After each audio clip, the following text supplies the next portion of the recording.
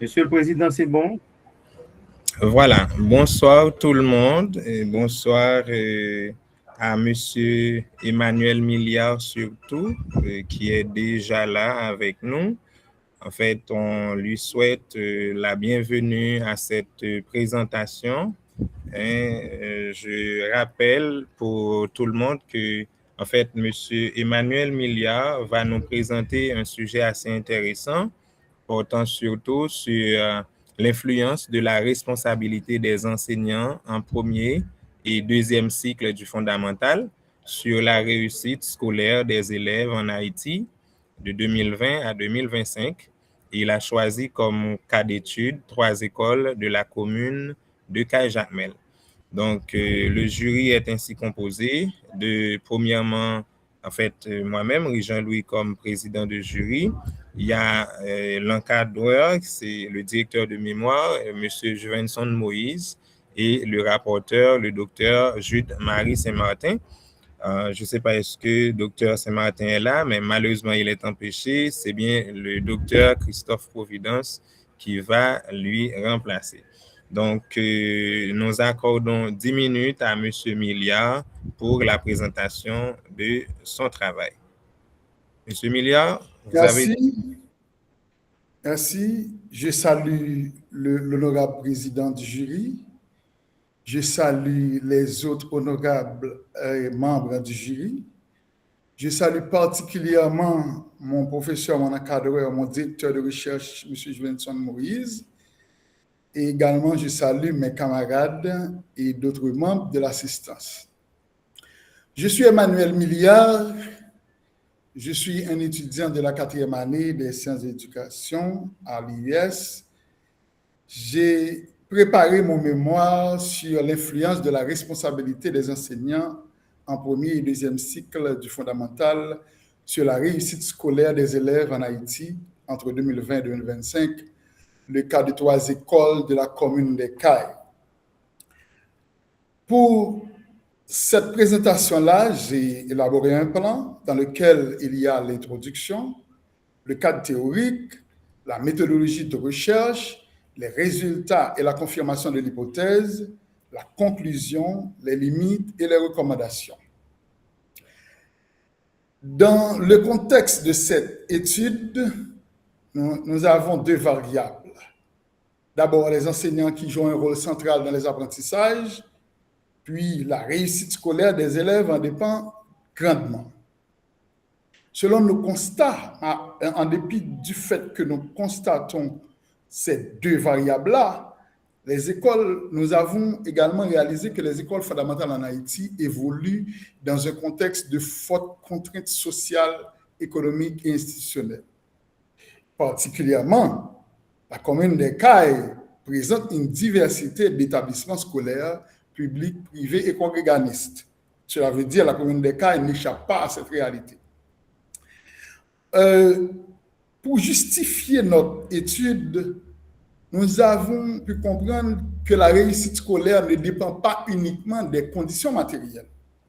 Il y a également le rôle de l'enseignant qui reste déterminant dans la qualité des apprentissages. Et j'ai pu observer aussi qu'il y a peu d'études locales qui analysent ce lien dans la commune des Cayes. D'où la nécessité de comprendre les pratiques professionnelles des enseignants. Et de tout cela découlent des questions de recherche. D'abord, dans quelle mesure la responsabilité professionnelle des enseignants influence-t-elle la réussite scolaire des élèves dans les écoles fondamentales de la commune des Cayes entre 2020 et 2025? Et nous avons une deuxième question. Comment les enseignants perçoivent-ils leur responsabilité professionnelle face à la réussite scolaire? Et troisième question, quelles pratiques pédagogiques traduisent donc cette responsabilité au quotidien? Et enfin, existe-t-il un lien entre l'engagement des enseignants et les performances des élèves? Et de ces questions-là, nous formulons notre hypothèse. Plus la responsabilité professionnelle de l'enseignement est élevée, plus la réussite scolaire des élèves est améliorée. L'hypothèse n'est pas isolée. elle accouche des objectifs. C'est pourquoi nous avons ici, cette étude vise normalement à analyser l'influence de la responsabilité professionnelle sur la réussite scolaire, évaluer l'engagement professionnel des enseignants, identifier le lien entre pratique pédagogique et résultats scolaires, et enfin analyser les conditions de renforcement de la responsabilité professionnelle. Nous avons aussi un cadre théorique. Dans ce cadre théorique, il y a la responsabilité professionnelle de l'enseignant. Il y a d'abord l'engagement de l'enseignant dans les tâches pédagogiques et aussi le suivi des élèves et sans oublier l'évaluation formative. Dans le cadre théorique également, nous avons pu voir deux postures.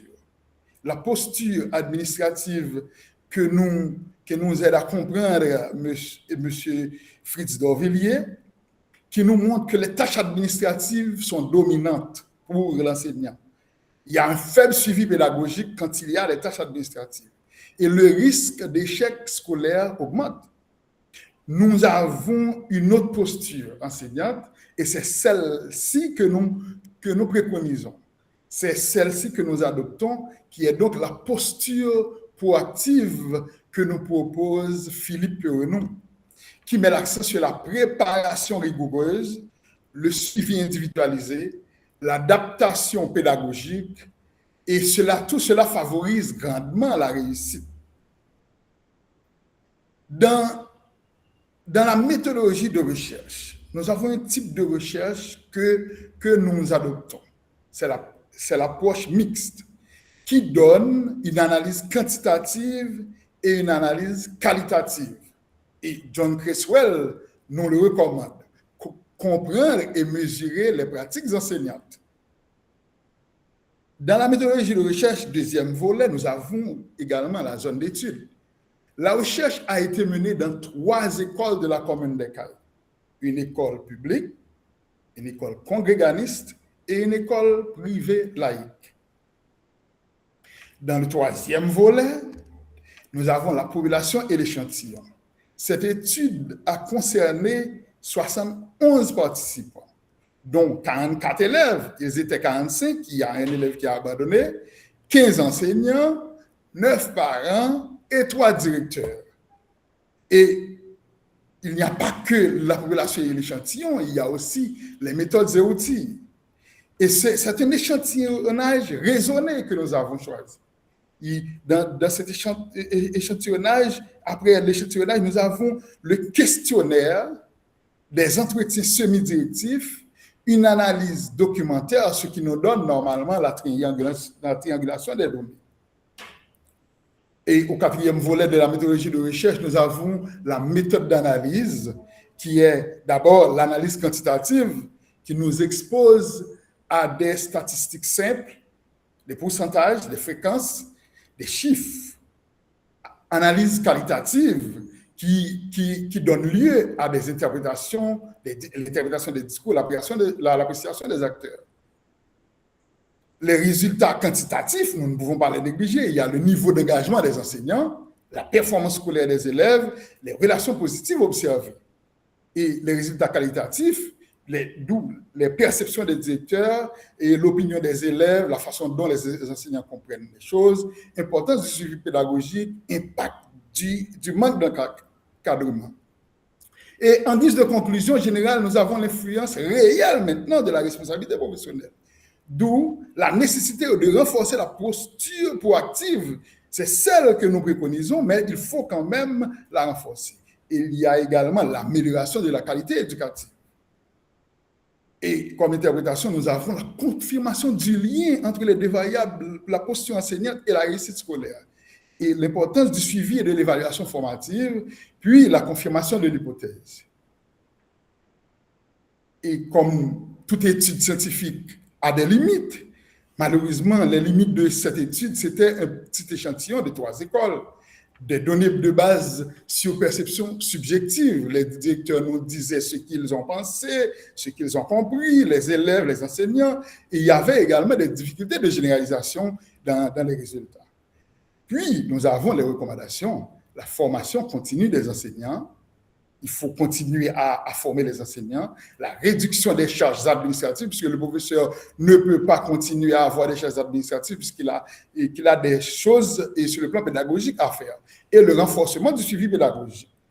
En gros, c'était ça, tout ce qu'on avait à vous présenter. Merci de m'avoir écouté. Merci, j'attends et maintenant vos questions. Merci.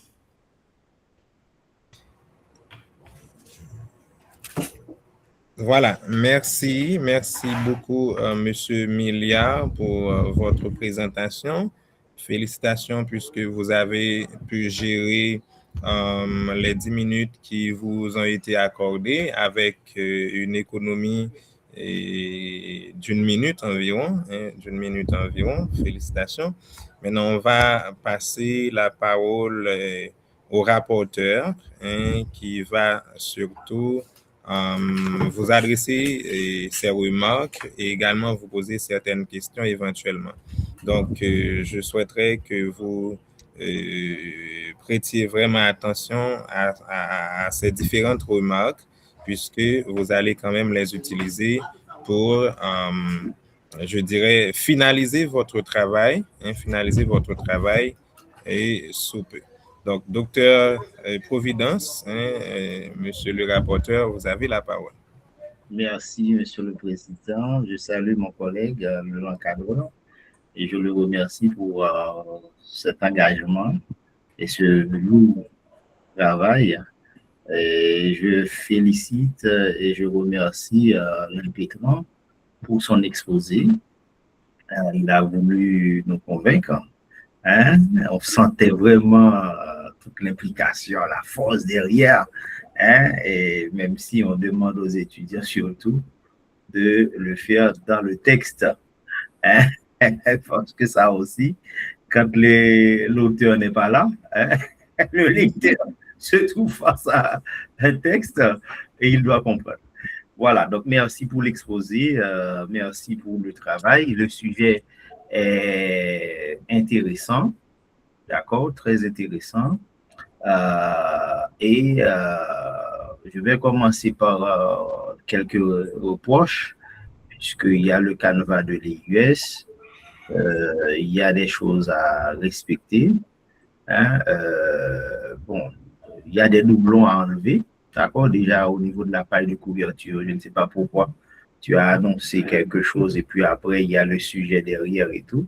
Alors qu'on a montré clairement qu'il faut, quand on dit le titre et sous-titre, c'est le sujet. Si on fait une étude de cas, c'est le sous-titre, d'accord? C'est pas de mettre ce qu'on veut au niveau de la page de couverture. Il y a aussi des légèretés. Par exemple, dans la manière de numéroter les paragraphes. Donc, je t'invite à revoir tout ça, nettoyer,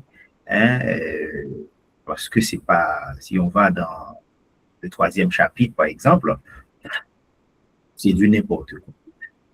Et puis, j'attire l'attention de l'étudiant sur la nécessité d'appliquer jusqu'au bout les consignes inscrites dans le canevas de l'EUS, notamment en matière de référencement. D'accord? Quand on fait une citation directe, on a montré comment il faut le faire. Quand on fait une citation indirecte, on a dit comment il faudrait le faire. Donc, quand on applique des règles, il faut les appliquer jusqu'au bout. C'est comme disait l'autre, que si on pêche contre un principe de la loi, on aura péché contre la loi elle-même. Donc, il n'y a pas de demi-mesure dans l'application des règles. Pareil, dans la présentation de la bibliographie, c'est inacceptable de faire ça comme tel que tu l'as fait. Pourtant, on a montré comment générer, si tu avais appliqué les choses correctement, bien en amont, tu aurais pu générer une bibliographie acceptable. Là, il faudra revoir à fond ces aspects-là. Autre élément, moi, j'ai trouvé que le texte est intéressant, intéressant, même si par moment on sent qu'il y a une petite confusion surtout dans les données, hein, les chiffres. Je vais maintenant, je vais m'attaquer non, avant d'arriver là, on va regarder le cadre conceptuel, d'accord, parce que là, je passe au fond, hein, puisque j'ai déjà fait des remarques sur la forme. Donc, je disais que par rapport au cadre théorique, hein, c'est vrai que tu as mobilisé plusieurs théories, plusieurs auteurs, et je trouve que c'est intéressant. D'accord? C'est très bien, ça renforce l'argumentaire, mais il faut relier chaque théorie à son objet d'étude. Et c'est ça vraiment, tous les étudiants ont péché. Ils ont péché, voilà, sur ça. C'est qu'ils se contentent de présenter la théorie sans véritablement, dans un paragraphe, par exemple, expliciter le pourquoi, hein, quelle est l'importance, la place de cette théorie dans cet ensemble. C'est pourquoi j'ai dit à l'étudiant, c'est pas la peine de nous dire uniquement à l'oral, on a travaillé, etc., on a choisi, etc. Mais dans le texte, il faut que ça soit démontré, prouvé. Hein? Donc, il faut faire ce petit travail pour chacune des théories, puisque c'est toi qui as choisi ces théories. Donc, il faut à chaque fois ramener ça à ton objet d'étude pour montrer leur place dans le cadre de ce travail. Donc, ça peut aider aussi à mieux interpréter les résultats obtenus. Parce que quand on a dit, bon, voici ça, selon un tel, et là, au final, voilà ce que l'ampleur ça va prendre dans mon cadre, dans le cadre de mon travail, eh bien, quand tu collectes des données, eh bien, tu vas pouvoir interpréter, situer ces données-là également par rapport aux théories mobilisées ou aux concepts mobilisés. Donc, je t'invite à peaufiner cet aspect-là dans ton cadre conceptuel et théorique. Autre élément à peaufiner, c'est quelque part la méthodologie de recherche. Hein? Parce que certaines fois, tu parles de 71 participants, d'autres fois 72 participants, parfois 45, parfois 44. Il faudra vraiment harmoniser. Hein? C'est voilà. Du moins, si vraiment il y a un écart des effectifs, il faut justifier l'écart.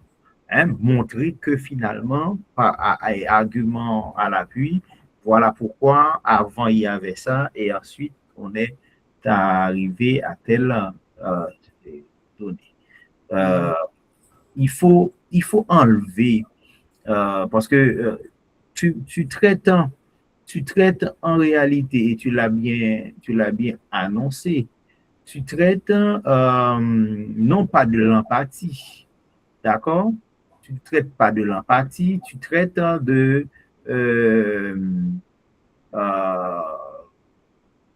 attendez, pardon, tu traites si on veut, attendez, je ne peux pas dire de bêtises. Voilà, ok. J'avais un petit, voilà. Tu traites de responsabilité, tu traites de comment les enseignants, à partir de leur responsabilité, ils arrivent à faciliter d'une certaine manière la réussite scolaire. Même si j'aurai la première question là-dessus, la première question, merci de noter, tu vas nous répondre. Ma première question, est-ce qu'il existe un lien direct entre responsabilité?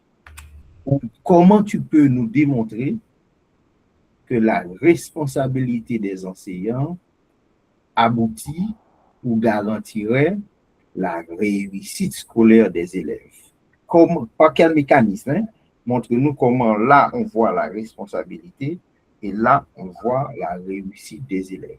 Si le lien est direct, merci de le démontrer. Si c'est un lien indirect, eh bien, cette responsabilité se transforme en quoi pour aboutir à une réussite scolaire?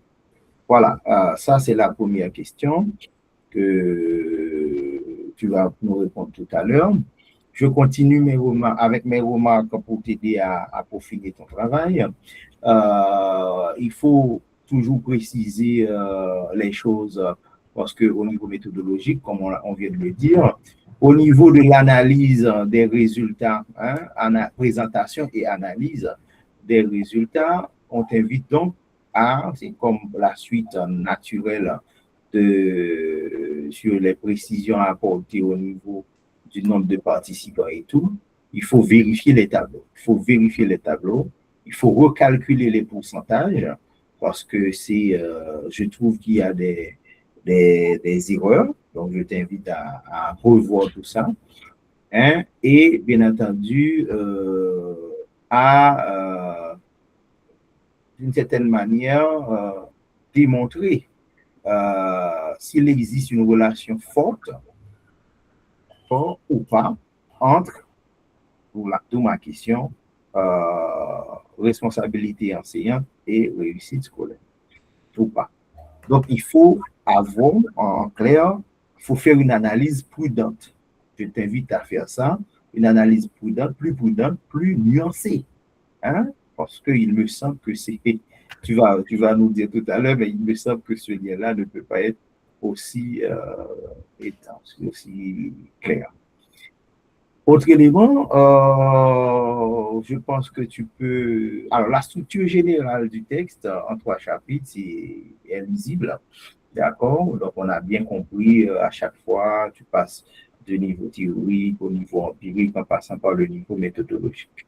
Mais comme je le disais, il faut vérifier la numérotation des sections, des sous-sections, parce que ça aussi, ça dérange d'une certaine manière le lecteur. Au niveau scientifique, je t'invite ça peut être, parce que sur le plan scientifique, on regarde aussi la langue, parce que s'il y a des fautes de syntaxe, il y a en tout cas des problèmes au niveau de la langue, ça va réduire, ça va, on va dire, empêcher une meilleure compréhension du texte. Donc, je t'invite sur le plan de la rédaction, la qualité de la rédaction, à vérifier tout ça, parce qu'il y en a pas mal.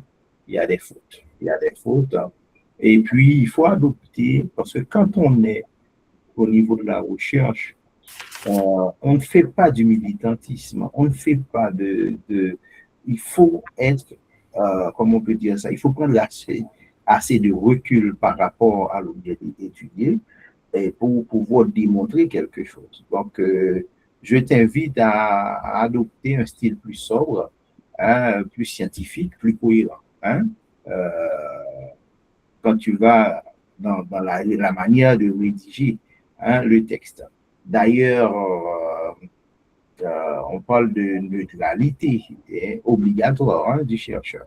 Donc, par moment, j'ai l'impression que c'est quelqu'un, et c'est peut-être, bon, je ne vais pas, je suppose que tu es dans l'enseignement. Est-ce que, réponds à cette question, très simple. Tu fais quoi dans la vie? Je suis normalien depuis plus de 30 ans. Eh bien voilà, ça se sent, je sens ça dans ton texte et je ressens cet engagement, cette conviction, même dans ton exposé. il faut être plus nuancé, pour être plus recul, pour ne pas laisser comprendre que bon, bah, c'est comme quelqu'un qui est, bon, en tout cas, les croyants qui voilà. Il faut être plus neutre, voilà. Je ne vais ça va être cardinal, ok. Exactement. Et puis, au niveau global de la présentation, comme on a déjà dit, il y a des éléments à corriger, table des matières, il faut vérifier la table des matières, il faut vérifier les tableaux, la liste des tableaux. Au niveau bibliographique, il faut uniformiser puisque c'est le style APA qui est prôné. Alors, l'autre grand problème que tu as, parce qu'on le dit tout le temps à nos étudiants, quand on utilise des illustrations, pour chaque illustration, il faut un titre, il faut le corps de l'illustration très lisible, etc. Mais il faut indiquer la source. Donc, tu as quelques illustrations qui n'est pas forcément, qui ne respectent pas ces règles. Donc, j'invite vraiment à revoir ces éléments-là, à les corriger pour pouvoir améliorer ton texte.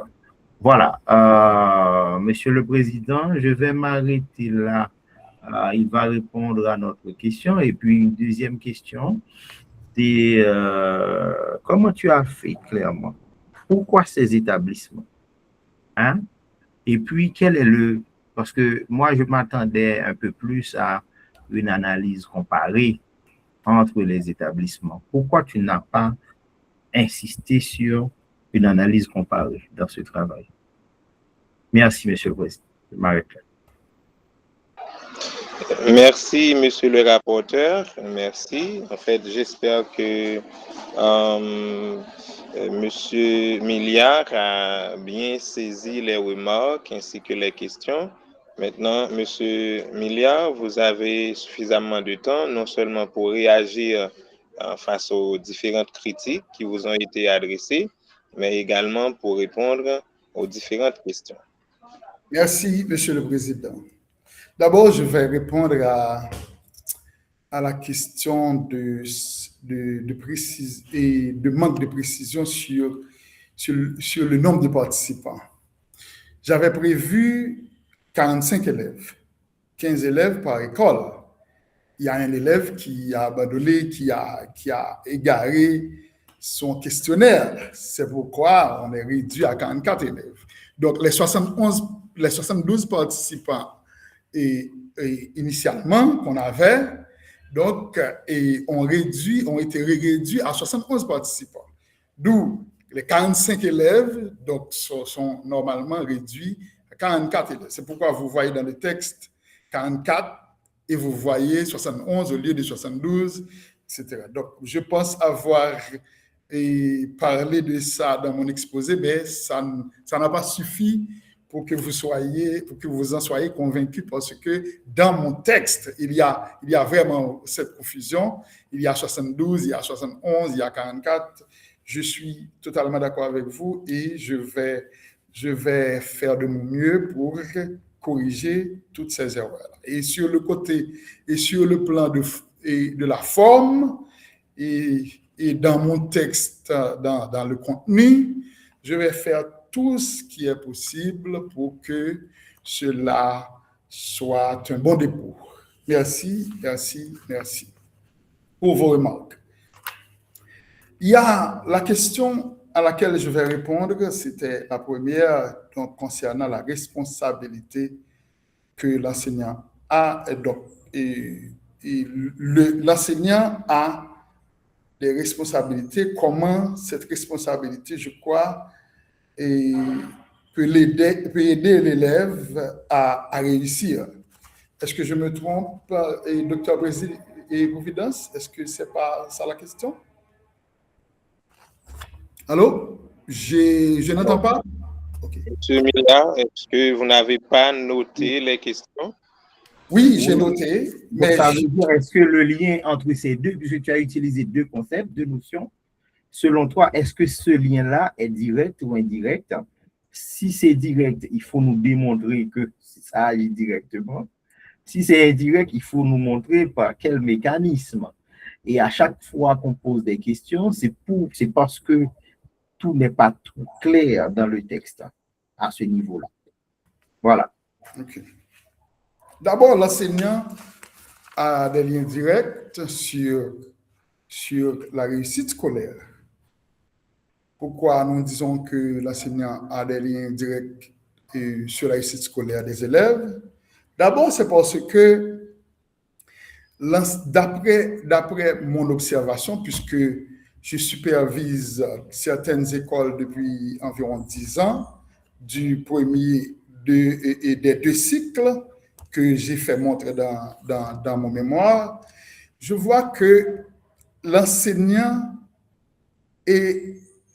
a une forte responsabilité sur l'élève. Il conçoit l'élève comme un projet. Et puisqu'il conçoit, il voit l'élève comme un projet, il montre que ce projet-là ne peut pas vraiment aboutir à sa réussite sans ses efforts. Et il y a des cas où les parents ou certains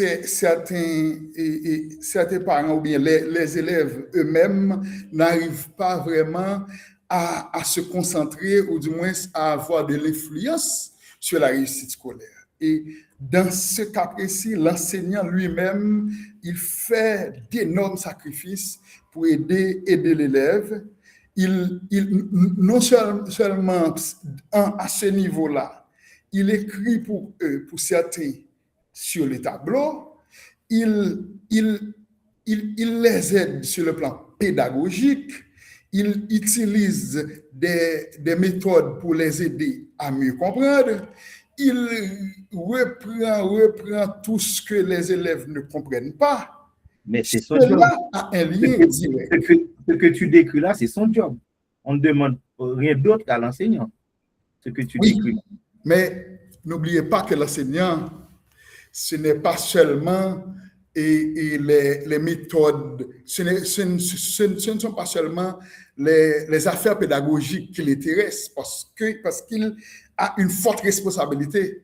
Il est quelqu'un d'éthique aussi. Cela veut dire que ce ne sont pas seulement les mécanismes pédagogiques qui doivent, ces mécanismes pédagogiques qui doivent l'aider à permettre que cet élève-là réussisse. Il y a d'autres choses qui entourent ces mécanismes. Il y a d'autres choses qu'il doit tenir compte pour que ce projet-là réussisse. Cela veut dire que les affaires pédagogiques ne suffisent pas. Il y a beaucoup d'autres aspects, d'autres éléments qui doivent l'interpeller. C'est pourquoi que c'est un contact direct, c'est quelque chose il se charge de ça pour que l'élève réussisse. Tu vois, c'est le militant. C'est le militant qui parle. Il faut vraiment prendre du recul. Hein? Parce que même en t'écoutant là, on dirait qu'un enseignant, c'est un super-héros. D'accord? Alors qu'on lui demande de faire son boulot. Il y a des facteurs intrinsèques et des facteurs extrinsèques qui déterminent la réussite. Là, tu mets tout sur le dos de l'enseignant. Non, pas tout. Il est tellement un super-héros, on dirait que tous les enseignants sont aussi impliqués, motivés. Tu vois, donc c'est ça. Partout. Il faut nuancer. Hein? OK. Voilà, dans mon texte, vous pouvez remarquer qu'il y a 4 acteurs. La participation de 4 acteurs. Il y a la direction, il y a l'enseignant, il y a l'élève lui-même, il y a également les parents. Donc, mais celui qui a de fortes responsabilités dans la réussite de ce projet est bien l'enseignant. Bien sûr. J'en suis absolument certain. Voilà pourquoi je t'ai dit de faire attention à la neutralité axiologique. Pourquoi? Parce que là, c'est plus un chercheur qui me parle. C'est un militant. Non, c'est ce que j'ai observé, c'est ce que j'ai remarqué. C'est ce que j'ai pu voir. Non, mais il faut voir, docteur Présidence. C'est parce que tu es toi-même enseignant. Tu parles de toi-même. C'est parce que je suis enseignant. Mais j'ai passé 10 ans à observer, à superviser des professeurs. Et c'est pourquoi je suis venu avec ce sujet-là. Tous les enseignants sont comme ça? Non. Pas tous les enseignants. Mais il faut nuancer. C'est pour ça qu'on s'est dit qu'il faut nuancer. Un enseignant devrait être ainsi parce que je vois que presque tous les enseignants le font. Bon. En tout cas, il faut nuancer tes propos, s'il te plaît. Parce que là, c'est pas le militant qui doit nous parler. Je ne suis pas un militant. Oui, tu milites pour la reconnaissance. expérimenté. Excuse-moi, tu milites pour la reconnaissance des enseignants de leur job. C'est ça. Ça s'appelle militant. C'est pas. Tu milites, en tout cas. Vas-y. Ce que vous avez dit, mais l'enseignant, la responsabilité de l'enseignant n'est pas seulement pédagogique. C'est un projet. Père de famille. Si j'ai une famille. Est-ce que c'est un père de famille? Les élèves sont ses enfants? L'enseignant, généralement, remplace les parents à l'école. Voilà, ce qu'il ne faut pas dire. Non, généralement. Non, un enseignant, M. Providence, peut ne pas avoir son engagement, peut ne pas disposer de sa volonté pour le faire, mais on exige cela à l'enseignant. Dans la direction, dans les réunions, l'enseignant dit voilà ce qu'il faut faire. On exige ça, on a une charte, on a une déontologie. La déontologie de la profession l'exige. Donc, s'il y a un enseignant qui ne le fait pas, c'est quelque chose qui, je ne sais pas, mais de toute façon, ce que je sais, c'est que l'enseignant devrait remplir toutes ces tâches et il a un contact un peu direct avec l'élève pour que l'élève réussisse.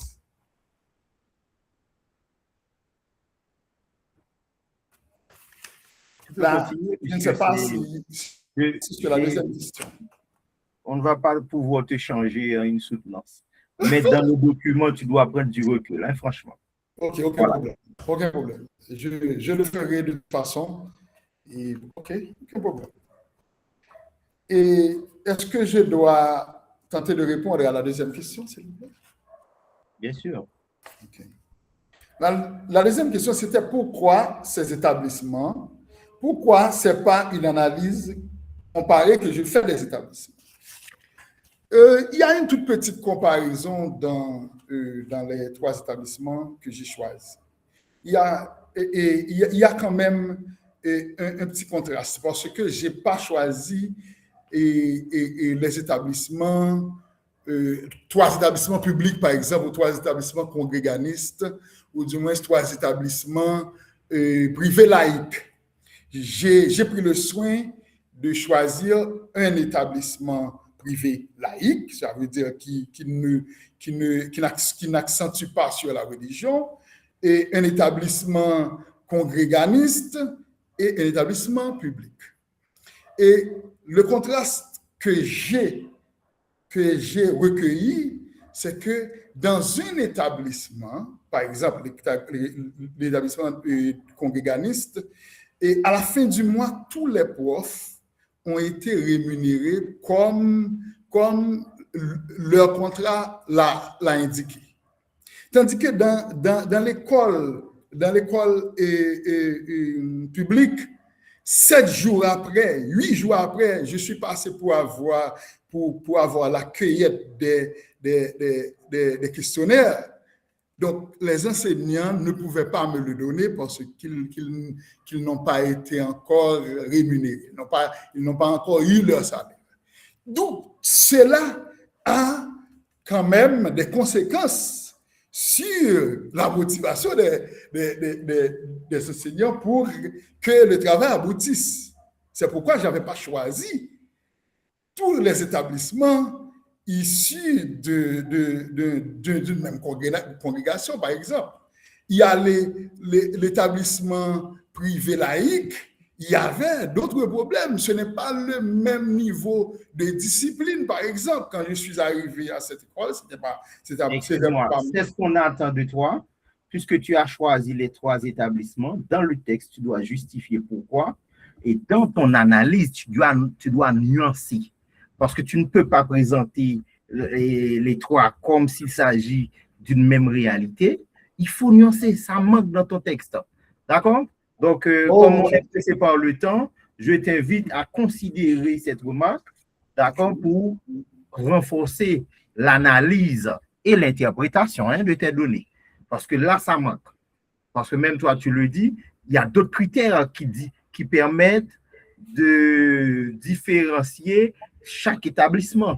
Bien sûr. les autres. Donc, il faut mettre l'accent, ça nous intéresse. OK?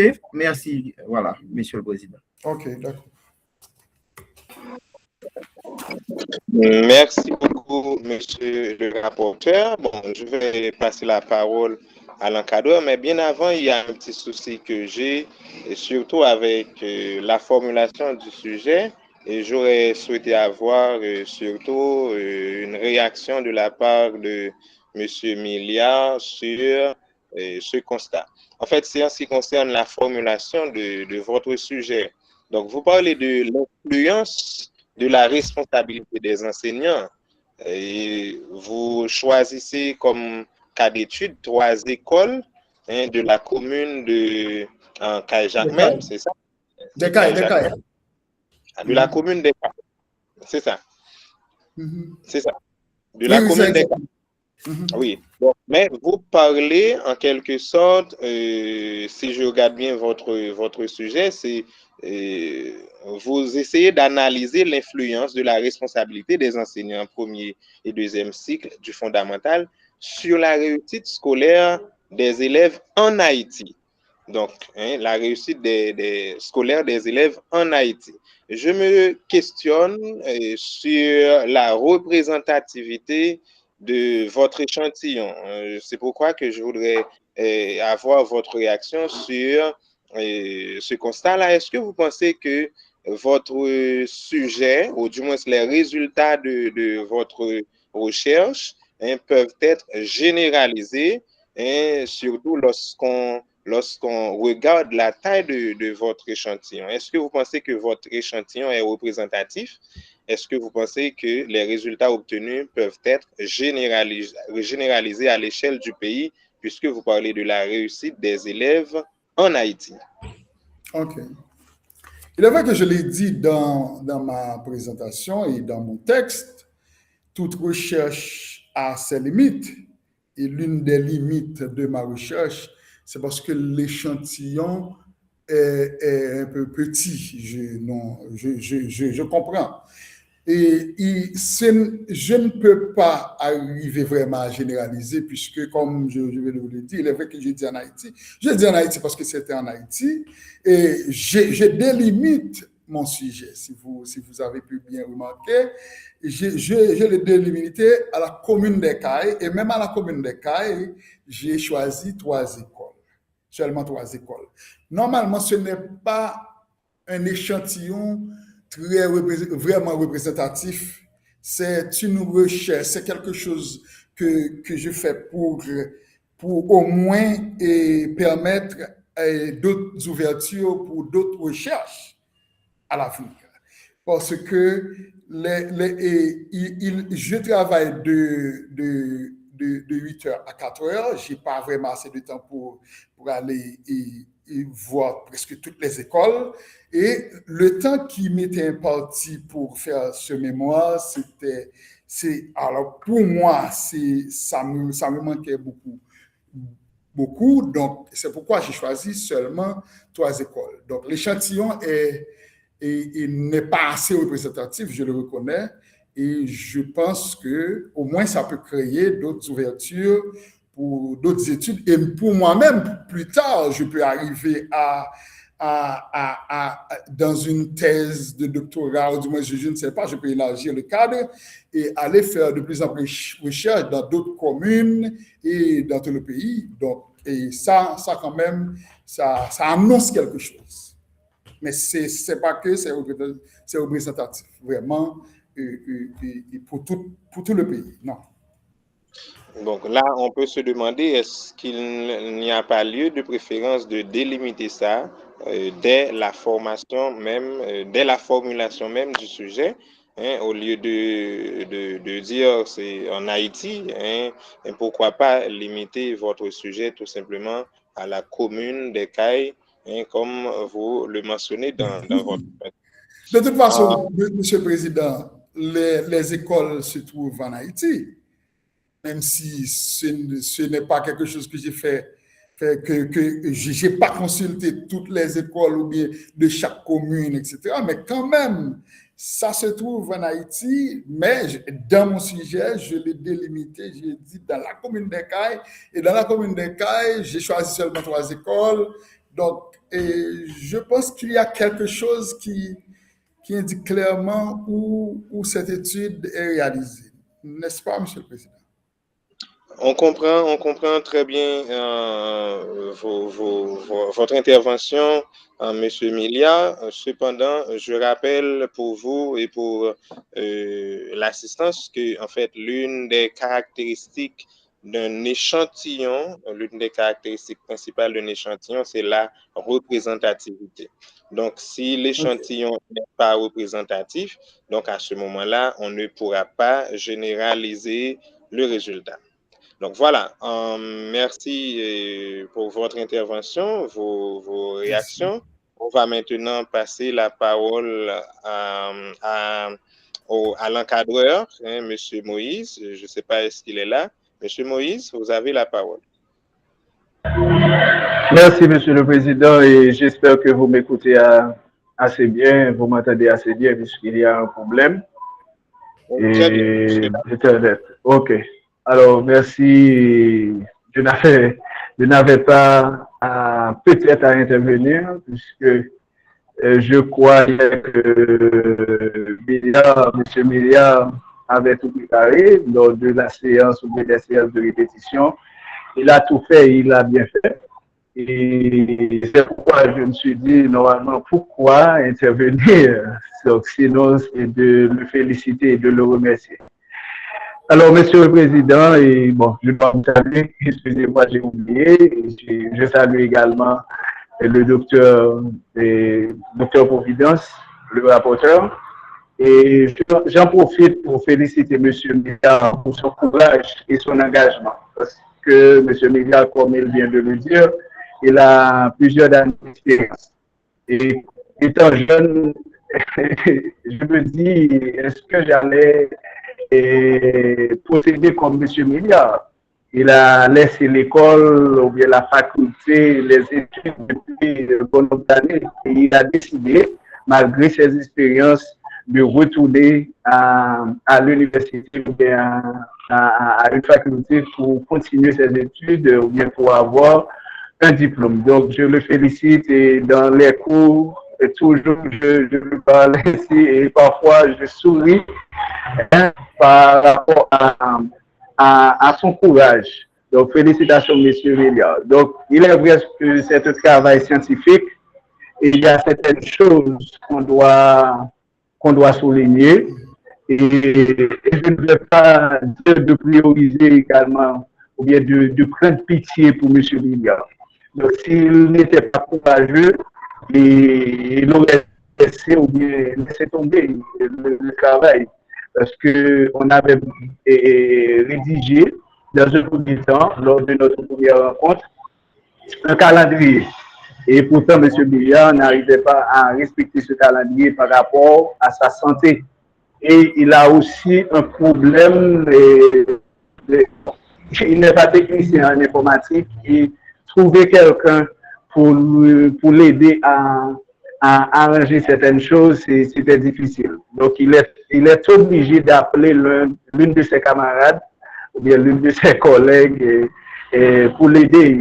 Une personne qui se trouve à coup de fer. Comme vous le voyez, c'est l'étudiant pour Tamaïka. Donc, pour certaines fois, c'est ça. Donc, merci beaucoup, monsieur le rapporteur. Et ce sont des choses qui ont été sur lesquelles on avait discuté,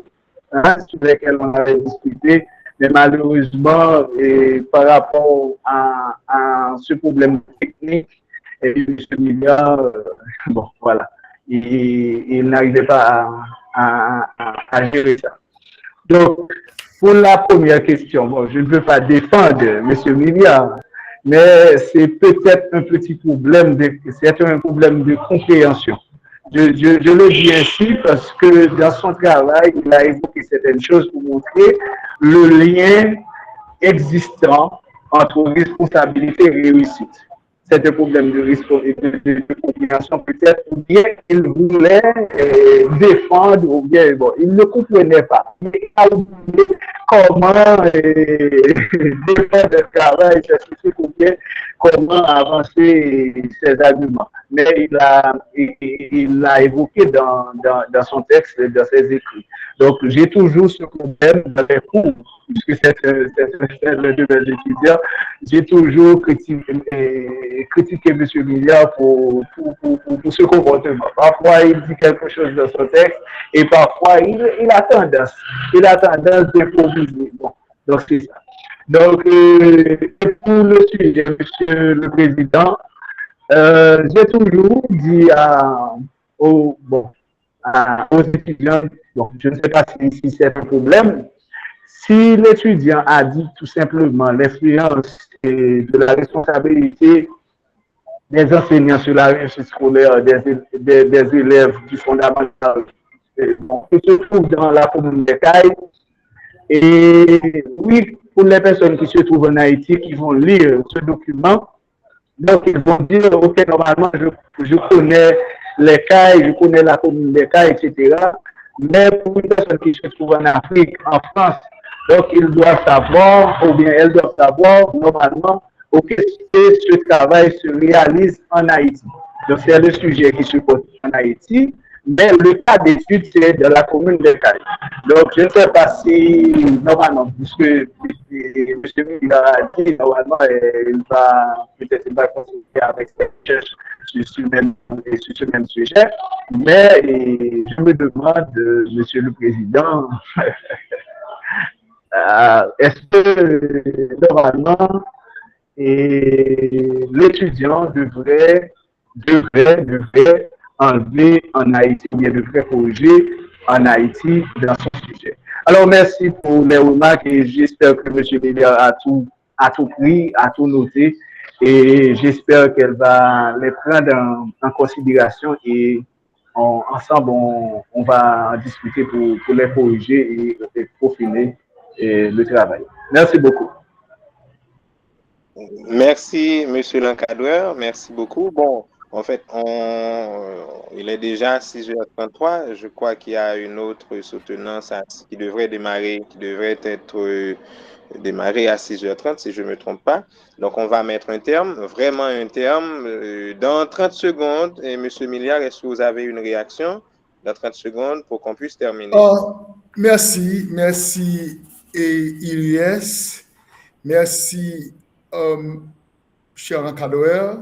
Sans votre aide, je n'aurais pas réalisé ce travail, quoi qu'imparfait. Et merci à ma camarade qui est Tamaïka, qui m'a énormément aidé. Jusqu'à maintenant, elle continue à le faire. Je ne sais pas comment vous remercier parce que j'ai laissé l'école il y a longtemps, donc je suis retourné parce que j'ai vu IUS faire un bon travail. Donc, je vous remercie énormément pour m'avoir donné la possibilité de présenter ce mémoire. Merci, que Dieu vous bénisse abondamment. Voilà, merci tout le monde, merci à l'encadreur, merci au rapporteur, merci à tout le monde. On met un terme à cette soutenance et je vais passer la parole au prochain président.